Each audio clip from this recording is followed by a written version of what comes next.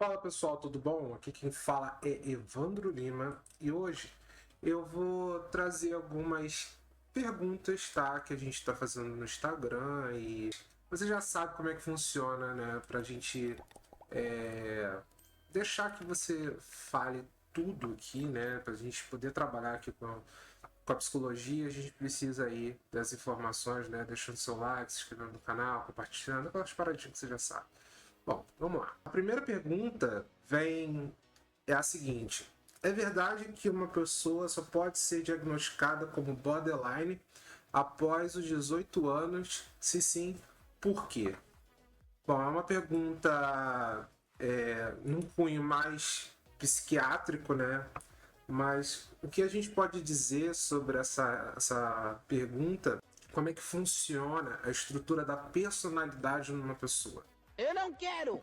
Em premissa, a personalidade tem a ver com uma outra palavra chamada identidade. A identidade do ser humano transcorre mais ou menos por volta ali de 12 a seus 18 anos.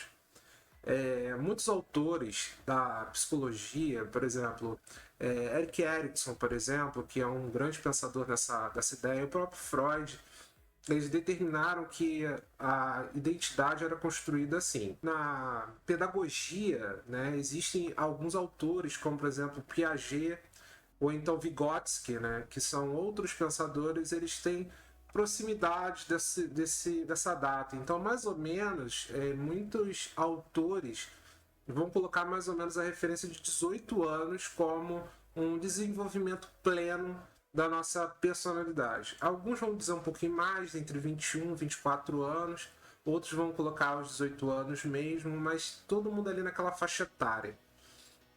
Que basicamente é baseado no nosso processo, né, estrutural, é mais ou menos essa idade que se estrutura a identidade. E a personalidade é a forma como a gente se estrutura no mundo, né? A forma como a gente se protege das castrações, dos movimentos, das crenças limitantes que nós temos. Tudo está baseado nesse ponto. Então a gente consegue observar um transtorno de personalidade após essa idade com clareza, justamente por causa do desenvolvimento dessa personalidade. Então, se eu pudesse dizer isso, seria mais ou menos nesse sentido, tá? Obrigado pela pergunta. E a gente vai para a próxima pergunta. Bom, a próxima pergunta é: o que acho do caso Haluka? Acho que poderia ser considerado psicopata? Bom, o caso Haluka, a gente já falou isso em live, a gente acabou de fazer uma live sobre isso.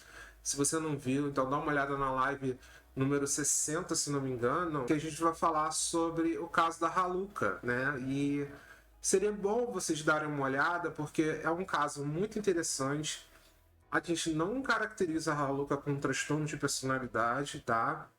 Nem com psicopatia, mas a gente entende que existe um desvio de caráter, né?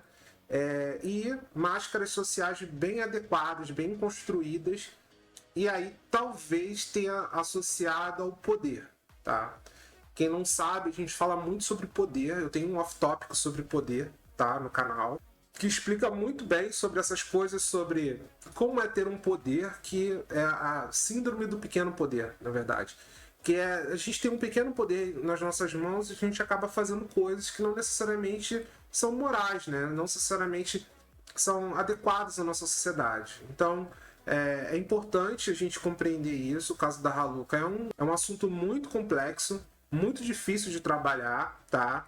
Nós, como psicólogos, nós precisamos entender que existem traumas dessa persona, né, dessa figura, e como psicólogo, eu não posso avaliar ela sem olhar a subjetividade, né, sem ouvir ela, sem compreender seus gatilhos emocionais. Isso aqui é uma parada que algumas pessoas vão entender, outras não, tá?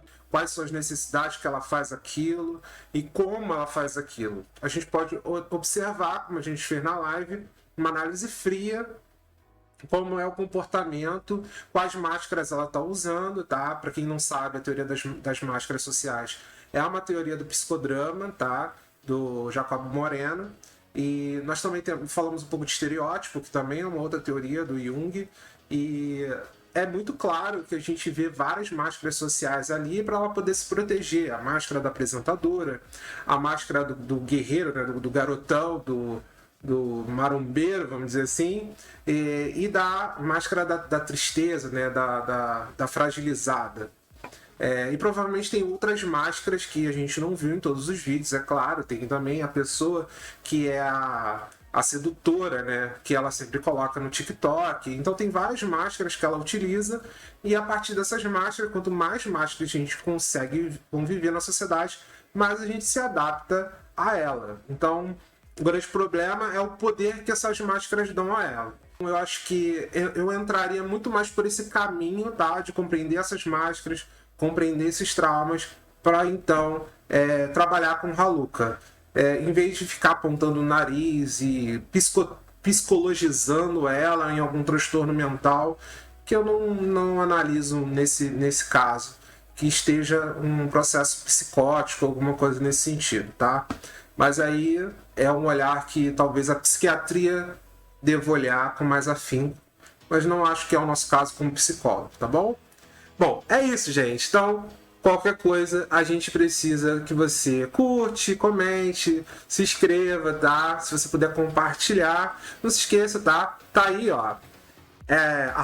@espdialógico para você mandar suas perguntas. Então, nós também temos aí, ó, aqui, né, assim, o nosso site, tá? www.espacodialógico.com. Se você puder ajudar a gente aí na chave Pix, também seria muito interessante. Agradeço muito. E a gente se fala aí na próxima. No próximo. Pergunte ao Psi, sei lá, talvez essa seja o novo nome desse canal, não sei. Vamos ver. Grande abraço, cara, e até a próxima. Tchau, tchau.